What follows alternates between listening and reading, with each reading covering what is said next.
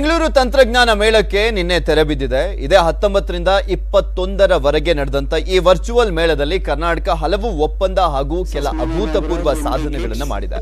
ಜೊತೆಗೆ ಬೆಂಗಳೂರನ್ನ IT city ಎಂದು ಕರೆಯುತ್ತಿದ್ದಂತ ನಾವು ಇಂದಿನಿಂದ ಟೆಕ್ ಸಿಟಿ ಎಂದು ಕರೆಯಬಹುದಾಗಿದೆ. ಈ ಬಗ್ಗೆ ನಮ್ಮ ಪ್ರತಿನಿಧಿ ಆಶಿಕ್ ಮುಲ್ಕಿ, BTS 2020 ಉಸ್ತುವಾರಿ ಹಾಗೂ ರಾಜ್ಯದ ಉಪಮುಖ್ಯಮಂತ್ರಿಗಳಾಗಿದ್ದಂತವರು, ITBT ಸಚಿವರು ಕೂಡ ಆಗಿರುವಂತಹ ಅಶ್ವಥ್ ನಾರಾಯಣ್ ಅವರ ಜೊತೆ ಚಿಟ್ಚಾಟ್ ಮಾಡಿದ್ದಾರೆ, ಅವರನ್ನ ಮಾತನಾಡಿಸಿದ್ದಾರೆ. ಏನ್ ಹೇಳಿದ್ರು ಅಶ್ವಥ್ ನಾರಾಯಣ್ ನೋಡೋಣ.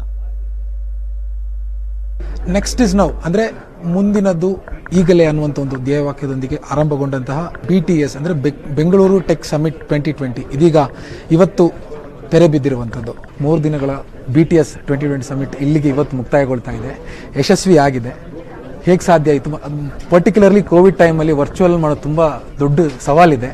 ಇದ್ರ ಬಗ್ಗೆ ಮಾಡಲೇಬೇಕು ಅನ್ನೋಂಥ ಒಂದು ಸ್ಪಷ್ಟವಾದಂಥ ಉದ್ದೇಶದಿಂದ ಎಲ್ಲ ತಯಾರಿಯನ್ನು ಮಾಡಿದು. ಕೋವಿಡ್ನ ಒಂದು ಹಿನ್ನೆಲೆಯಲ್ಲೂ ಬೇಕಾಗಿರುವಂಥ ಒಂದು ತಯಾರಿಗಳನ್ನು ಎಲ್ಲವನ್ನು ಮಾಡಿ ತಂತ್ರಜ್ಞಾನದ ಬಳಕೆಯನ್ನು ಮಾಡಿಕೊಂಡು ಈ ಕಾರ್ಯಕ್ರಮವನ್ನು ರೂಪಿಸಲಾಯಿತು. ಮತ್ತು ಇಂಟರ್ನ್ಯಾಷನಲ್ ಅಡ್ವೈಸರಿ ಕಮಿಟಿ ಅಂತಲೂ ಸಹ ಮಾಡಿ ತುಂಬ ಜನದ ವಿಶ್ವವಿಖ್ಯಾತವಾದಂಥ ವ್ಯಕ್ತಿಗಳ ಒಂದು ಸಲಹೆ ಸೂಚನೆಗಳನ್ನು ಈ ತಯಾರಿಯಲ್ಲಿ ತಗೊಂಡು ಉತ್ತಮವಾಗಿ ತಯಾರಿಯನ್ನು ಮಾಡಿ ಪ್ರಸ್ತುತವಾಗಿರೋ ರೀತಿಯಲ್ಲಿ ಸದೃಢತೆ, ಮಾನ್ಯತೆ ಮತ್ತು ಅವಶ್ಯಕತೆಗಳನ್ನು ಪೂರೈಸುವ ರೀತಿಯಲ್ಲಿ ಈ ಕಾರ್ಯಕ್ರಮವನ್ನು ರೂಪಿಸಿ ಒಂದು ಈ ವೇದಿಕೆ ಇಡೀ ವಿಶ್ವಕ್ಕೆ ಒಂದು ಭಾಳ ಪ್ರಸ್ತುತವಾಗಿರುವಂಥ ಅವಶ್ಯಕತೆ ಇರುವಂಥ ರೀತಿಯಲ್ಲಿ ವೇದಿಕೆಯನ್ನು ನಿರ್ಮಾಣ ಮಾಡಿ ಇಲ್ಲಿ ಜ್ಞಾನ ಮತ್ತು ಪರಿಕಲ್ಪನೆಯನ್ನು ಪರಸ್ಪರ ಹಂಚಿಕೊಳ್ಳಿಕ್ಕೆ ವ್ಯವಸ್ಥೆಯನ್ನು ಮಾಡಿ ಒಂದು ಒಳ್ಳೆಯ ಸಂದೇಶ ಹೋಗಿದೆ ಇಡೀ ವಿಶ್ವಕ್ಕೆ. ಇವರು ಹಿಡಿದ ಕೆಲಸವನ್ನು ಬಿಡಲ್ಲ, ಸಾಧಿಸ್ತಾರೆ, ಉತ್ತಮವಾಗಿ ಕೆಲಸ ಮಾಡ್ತಾರೆ. ಮತ್ತೆ ಮುಖ್ಯವಾಗಿ ಇದರಲ್ಲಿ ನಮಗೆ ಹೈಲೈಟ್ ಅಂತ ಅನ್ಸೋದು 8 ಒಡಂಬಡಿಕೆಗಳನ್ನು ಮಾಡ್ಕೊಂಡಿದ್ದೀರಾ ಅಂತ. ಯಾವ್ಯಾವ ಮತ್ತೆ ಯಾವ ಥರದ್ದು ಅನ್ನೋ ಅದರಿಂದ ಏನು ಉಪಯೋಗಕ್ಕೆ ರಾಜ್ಯಕ್ಕೆ ಅನ್ನೋ? ಮುಖ್ಯವಾಗಿ artificial intelligence, IoT, agritech, Safal seamless, ನಮ್ಮ ಸಫಲ್ ಸೆಮಿಕಂಡಕ್ಟರ್ನಲ್ಲಿ ಮತ್ತು ಸೈಬರ್ ಸೆಕ್ಯುರಿಟಿ ಮತ್ತು ಬೇರೆ ಬೇರೆ ಕ್ಷೇತ್ರಗಳಲ್ಲಿ ಏರೋಸ್ಪೇಸ್, ಡಿಫೆನ್ಸ್, ಎಲೆಕ್ಟ್ರಿಕ್ ವೆಹಿಕಲ್, ಈ ರೀತಿ ಹಲವಾರು ಕ್ಷೇತ್ರಗಳಲ್ಲಿ ನಾವು ಒಡಂಬಡಿಕೆಗಳನ್ನು ಮಾಡಿಕೊಂಡಿದ್ದೀವಿ.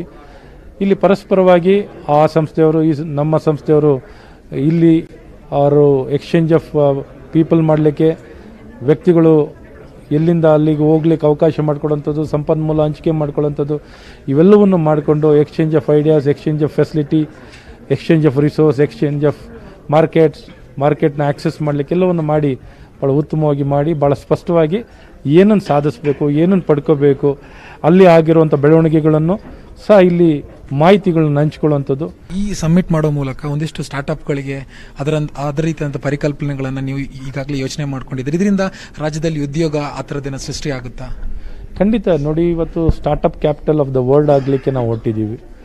ಇಡೀ ವಿಶ್ವದ ನಾನಾ ಭಾಗದಿಂದನೂ ಬಂದಿಲ್ಲಿ ಸ್ಟಾರ್ಟಪ್ ಮಾಡ್ತಿದ್ದಾರೆ. ನಮ್ಮ ದೇಶದಿಂದನೂ ನಾನಾ ಭಾಗದಿಂದ ಬಂದಿಲ್ಲಿ ಸ್ಟಾರ್ಟಪ್ಗಳನ್ನ ಮಾಡ್ತಿದ್ದಾರೆ. ಈಗಾಗಲೇ ನಮ್ಮಲ್ಲಿ 7,000 ಸ್ಟಾರ್ಟಪ್ಗಿಂತ ಹೆಚ್ಚಿದ್ದಾವೆ. ಅದನ್ನು 20,000ಕ್ಕೆ ಇನ್ನು ಕೆಲವೇ ವರ್ಷದಲ್ಲಿ ತಲುಪಬೇಕಾಗುತ್ತೆ. ತಲುಪೋ ಸಂಖ್ಯೆ ಒಂದೇ ಅಲ್ಲ, ಅವರ ಅವಶ್ಯಕತೆಗಳನ್ನು ಬೆಳವಣಿಗೆಗಳಾಗಲಿಕ್ಕೆ ಪೂರಕವಾದಂಥ ವ್ಯವಸ್ಥೆಗಳನ್ನ ಕೊಡಬೇಕಾಗತ್ತೆ. ಇದಕ್ಕೆ ಬೇಕಾಗಿರುವಂಥ ಶಕ್ತಿ ಮತ್ತು ಈ ಒಡಂಬಡಿಕೆಗಳು ವ್ಯಕ್ತಿಗತವಾಗಿ ಅವರು ಹೋಗಿ ಒಡಂಬಡಿಕೆಗಳು ಮಾಡಲಿಕ್ಕಾಗಲ್ಲ. ಸೊ ಅವರಿಗೆ ಅನುಕೂಲ ಆಗೋ ರೀತಿಯಲ್ಲಿ ಒಡಂಬಡಿಕೆಗಳನ್ನೆಲ್ಲ ಮಾಡಿ exchange of students, exchange of resource, exchange of startup to startup collaboration ಇವೆಲ್ಲವನ್ನು ಮಾಡ್ತಾಯಿದ್ದೀವಿ. ಮತ್ತು ಹಣ, ಬಂಡವಾಳ ಹೂಡಿಕೆ ಇವೆಲ್ಲವನ್ನು ಅವರವರೇ ಮಾತುಕತೆ ಮಾಡ್ಕೊಳ್ಳುವಂಥದ್ದು, ಅವಕಾಶ ಮಾಡ್ಕೊಳ್ಳುವಂಥದ್ದು ಮತ್ತು ಅವ್ರ ಫೆಸಿಲಿಟಿಗಳನ್ನ ಉಪಯೋಗಿಸುವಂಥದ್ದು. ಹಾಗಾದರೆ ಇನ್ನು ಮುಂದೆ ಬೆಂಗಳೂರು ITBT ಸಿಟಿ ಅನ್ನೋದಕ್ಕಿಂತ ಟೆಕ್ ಸಿಟಿ ಅಂತ ಕರಿಬೋದು ಬೆಂಗಳೂರನ್ನು? ಇವತ್ತು IT ಸಿಟಿಯಿಂದ ಟೆಕ್ ಸಿಟಿಯಾಗಿ ಪರಿವರ್ತನೆ ಆಗ್ತಿರೋದು ಒಂದು ದೊಡ್ಡ ಬೆಳವಣಿಗೆ ಆಗಿದೆ. ಆ ದಿಕ್ಕಿನಲ್ಲಿ ಸಾಕಷ್ಟು ಪ್ರಯತ್ನಗಳು ನಡೆದಿದೆ, ಪ್ರಯತ್ನಗಳು ಮಾಡಿದ್ದಾರೆ, ಅನುಷ್ಠಾನಗಳಾಗ್ತಿದೆ. ಉಪಯೋಗನೂ ಪ್ರತಿಯೊಬ್ಬರ ಜೀವನದಲ್ಲೂ, ಪ್ರತಿಯೊಬ್ಬ ವ್ಯಕ್ತಿಯಲ್ಲೂ, ಪ್ರತಿಯೊಂದು ಮನೆಯಲ್ಲೂ ಇದರ ಬಳಕೆ ಮತ್ತು ಉಪಯೋಗ ಆಗ್ತಿರುವಂಥದ್ದು ಇದೆ. ಕ್ಯಾಮರಾ ಪರ್ಸನ್ ಯೋಗೇಶ್ ಜೊತೆ ಆಶಿಕ್ ಮುಲ್ಕಿ, ನ್ಯೂಸ್ 18 ಕನ್ನಡ, ಬೆಂಗಳೂರು.